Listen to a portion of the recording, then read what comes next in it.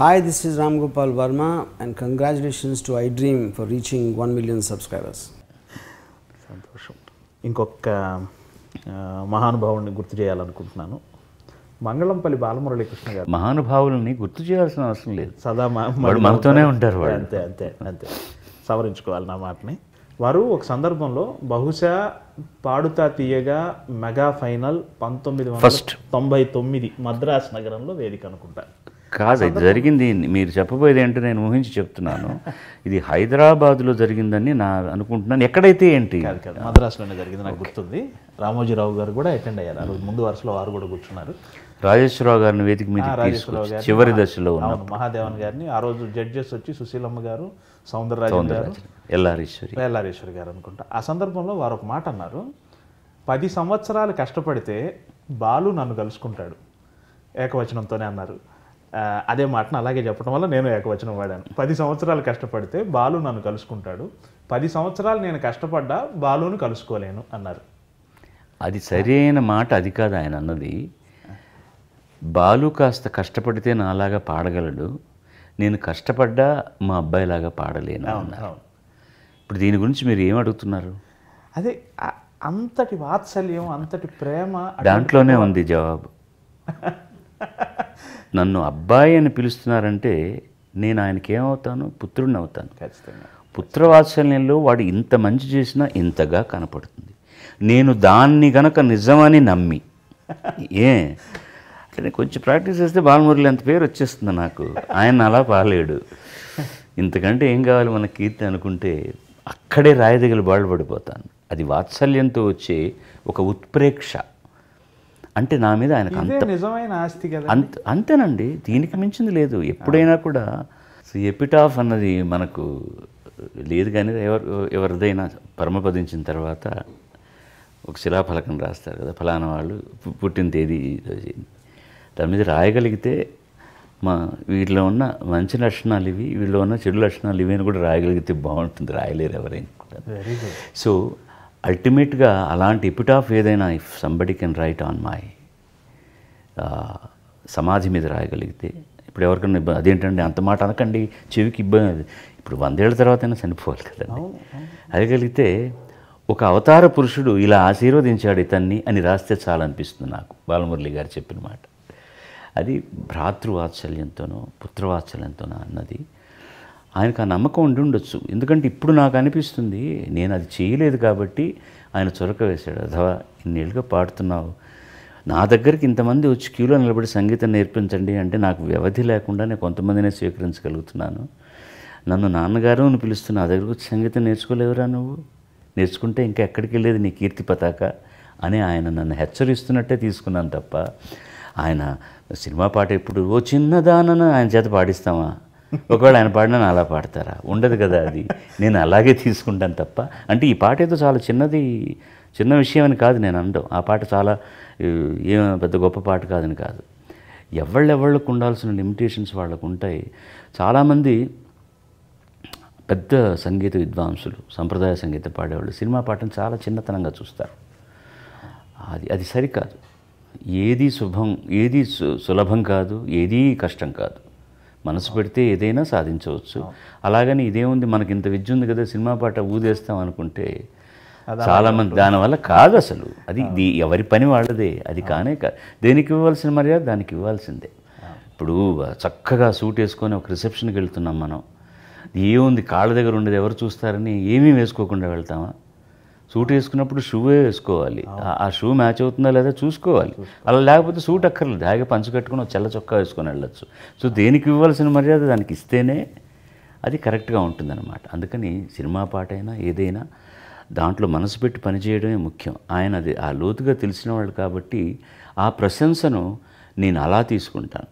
నువ్వు ఎందుకురా ఇంకా సంప్రదాయ సంగీతం నేర్చుకోలేదు అని ఆయన ఒక చిన్న ఝలక్ ఇచ్చారు. అందరి ప్రేమను పొందగలగడం నా అదృష్టం. మంగేష్కర్ గారు మిమ్మల్ని ప్రేమిస్తారు, ఆశా భోంస్లే గారు, సుశీలమ్మ గారు, జానకి గారు, వారి తర్వాత వచ్చిన వీళ్ళంతా మీ తర్వాతి కొద్ది తర్వాత తరం వాళ్ళు, ఇంతమంది ప్రేమని బహుశా ఇంకే కళాకారుడికి ఇంత ప్రేమ నిధి ఉండదేమో కదా. నా గర్వం అదే సార్. నేను చాలా గర్వపడతాను. అది ఎవరికి దొరికి నేను ఒక కార్యక్రమం అయిన తర్వాత ఎక్కడైనా కర్ణాటకలో కానీ కేరళలో కానీ ఎక్కడైనా సరే కారు ఎక్కే వరకు అంత కష్టం, వాళ్ళ ప్రీతితోటి నన్ను అంత కష్టపడతారు. ఎక్కి వెళ్తుంటే బారులు తీరి కారుతో పరిగెత్తుకొచ్చి ముసలి ముద్దగా చిన్న నమస్కారం అయ్యా నమస్కారం అన్న అంటారు. కళ్ళు ఇంకా ధారాపాతంగా దుఃఖం వస్తుంది. ఎంత గొప్ప జన్మనిచ్చావు దేవుడా కానీ ఎంత కష్టాన్ని ఇచ్చావు దేవుడా, వీళ్ళ రుణాన్ని ఎలాగే తీసుకోగలను. నేను వాళ్ళకంటూ వైయక్తికంగా ఏమి చేయలేదే. నా వృత్తి నేను చేస్తుంటే నేను చేస్తున్నదంతా వాళ్ళ కోసమే అనుకుని పడిగాపులు పడి, మొన్న అయితే శ్రీలంకలో మేము ఈ వరల్డ్ టూర్ చేస్తున్నాం. ప్రతి నెల ఒక్కొక్క దేశానికి వెళ్తాం. అంతకు మునుపు 2 రోజులు బాగా ఎండ కాసింది. ఆ రోజు సాయంత్రం మా కార్యక్రమానికి ముందు ఒక అరగంట కేకే గారు వచ్చి కొన్ని హిందీ పాటలు పాడాలని, విపరీతమైన వర్షం. పాప ఆయనకు మొదలుపెట్టక తప్పదు, చేస్తున్నారు. నేను నా క్యారవాన్లో ఉన్నాను. అంత దీర్ఘంగా అంత లోతుగా నేను ఎప్పుడు భగవంతుని ప్రార్థించలేదు. సరే వర్షం చినుకుల్లాగా జరుగుతోంది. నేను బయట నన్ను రమ్మన్నారు, వెళ్దామండి అంటే, జనం ఉన్నారా అన్న. ఉన్నారు సార్ అన్నారు. నేను వేదిక ఎక్కగానే వర్షం ఆగిపోయింది. జనాలు పిల్ల జల్ల గొడుగు పట్టుకున్నారు, కుర్చీలు పెట్టుకున్నారు, చుట్టుపక్కల చెట్ల కింద ఉన్నారు. వచ్చిన 7,000 మందిలో ఒక 500 మంది వెళ్ళిపోయి ఉంటారేమో కుదరదని. అప్పటి నుంచి రాత్రి 12 గంటల వరకు కార్యక్రమాన్ని చూశారు. ఎంత ఆనందపడ్డారు, కన్నీళ్లు పెట్టుకున్నారు, కేరింతలు కొట్టారు. 12:05కు వేదిక దిగుతుంటే కుంభద్రోణ వర్షం మొదలైంది. ఏమనుకోవాలి దీన్ని? వాళ్ళ ప్రేమ ప్రకృతిని కూడా శాసించింది అని అనుకుంటాను. సో దాని మీద అంత గౌరవం ఉన్నప్పుడు నా దిగులల్లా ఒకటే. ఇప్పుడు మామూలుగా ప్రతి ఒక్కళ్ళు జన్మరాహిత్యాన్ని కోరుకుంటారు. నాకు ఈ జన్మ చాలు మనిషిగా నాయన, ఇంకెప్పుడు నీ దగ్గర అక్కడికి వెళ్తామో ఉంటామో లేదో తెలియదు, కానీ జన్మరాహిత్యం కోరుకుంటారు. నాకు చాలా జన్మలు కావాలని కోరుకుంటాను నేను. అది ముఖ్యంగా వీరశైవుల్లో ఎక్కువగా ఉంటుంది. అవును, వీరశైవుల్లో చాలా ఎక్కువ ఉంటుంది. ఆ లింగాన్ని చేతిలో పెట్టుకొని అభిషేకం చేస్తూ, ఇది చాలట్లేదు నాకు ఈ సంతోషం స్వామి, మళ్ళీ మళ్ళీ నాకు ఇవ్వు, ఇంకా నీ సేవలో నేను తరించాలి, జన్మలు ఇవ్వాలని. నేను ఆధ్యాత్మిక చింతనతో కాకుండా ఇంతమంది రుణం తీర్చుకోవాలంటే నేనేం చేయగలను?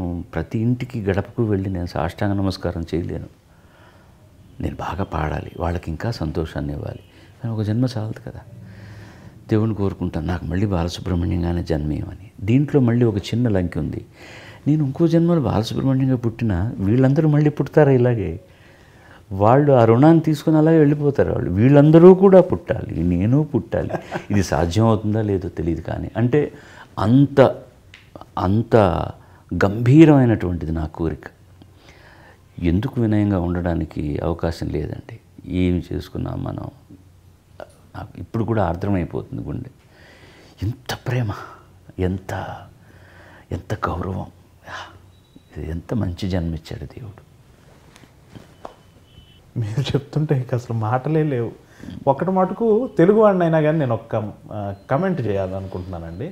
మీ అభిమానులందరిలో కూడా కన్నడ ప్రజల అభిమానం అతి తీవ్రమైందండి. కొన్నాళ్ళు చెప్పడానికి నేను ఇబ్బంది పడేవాడిని. మిగతా వాళ్ళు కోపం వస్తుందేమో, అందరూ నన్ను ముద్దుగా చూసుకుంటున్నారు, ఎందుకు వీళ్ళ దగ్గర అంటే మేము కాదా అని. ఎందుకంటే నేను ఫేస్బుక్లో ఇండియా గెలవగానే బ్రావో ఇండియన్ టీమ్ అని నేను పెట్టగానే అందరూ సంతోషంగా పెడుతూ ఎవరో ఒకరు మీకు క్రికెట్ అయినా గేమ్ లేదా, ఇంకా మన junior hockey team world cup గెలిచారు అది పెట్టాను, అది ఆయన చూడలే. ప్రతి వాళ్ళు మనిషి అన్నవాడికి ఎప్పుడు ఇందులో ఎక్కడన్నా ఇబ్బంది ఉందా, నెగటివిటీ ఉందా అని ఆలోచిస్తారు తప్ప, అరే వీళ్ళు బాగా ఆడారు మన అన్నాను కానీ మనం కూడా చప్పట్లు కొడదామని ఆలోచించరు. అంటే వీడైనా గొప్ప వాళ్ళు కాదా, అలా నెగటివ్గా ఆలోచించేవాళ్ళు చాలామంది ఉంటారు. ఇప్పుడు మీరన్నట్టుగా అది చెప్పడానికి కొన్నాళ్ళు నేను సంశయించేవాడిని, కానీ ఇప్పుడు వీటికి నేను చాలా అతీతున్నాను. ఎందుకంటే కొన్ని ఉన్నటువంటి శృంఖలాలన్నీ మెల్లమెల్లగా తెంచుకుంటూ నేను విశ్వమానవుడిని అవుతున్నాను. అలాంటప్పుడు చెప్పకుండా ఉంటే అవతల వాళ్ళకి ద్రోహం చేసిన వాడిని కూడా అవుతాను. కారణం ఏంటో నాకు తెలియదు. ఇప్పుడు నన్ను తెలుగు వాళ్ళు ప్రేమిస్తారు, తమిళీయులు ప్రేమిస్తారు, మలయాళీలు ప్రేమిస్తారు, అండ్ నార్త్లోనూ ప్రేమిస్తారు. కానీ ఈ కన్నడిగులకు అది ఆ పిచ్చి ఏమిటో తెలియదండి. నేను రోడ్లో నిలబడి ఆ బస్సు కింద పడిపో అంటే వాడు నమస్తే గురువు అని వెళ్ళి పడిపోతాడు. అవును, ఖచ్చితంగా. అది ఎందుకో నాకు తెలియదు కారణం ఏంటో. అన్ని మంచి పాటలు ఇచ్చారు. ఎవరైనా అంటే వాళ్ళు చాలా భాషా ప్రియత్వం ఎక్కువగా ఉన్నవాళ్ళు, వీరశైవులు కూడా ఎక్కువగా అక్కడే ఉన్నారు. వాళ్ళు భాష మీద విపరీతమైనటువంటి ఒక వీరాభిమానం ఉన్న వ్యక్తులు. మరొకరు వచ్చి వాళ్ళ టెరిటరీలోకి ఎంట్రీ అయితే ఒప్పుకునేవాళ్ళు కాదు. కానీ అలా కాదు, సంగీతపరంగా జానకి గారు, పిబి శ్రీనివాస్ గారు వీళ్ళందరికీ కూడా పెద్దపీట వేశారు.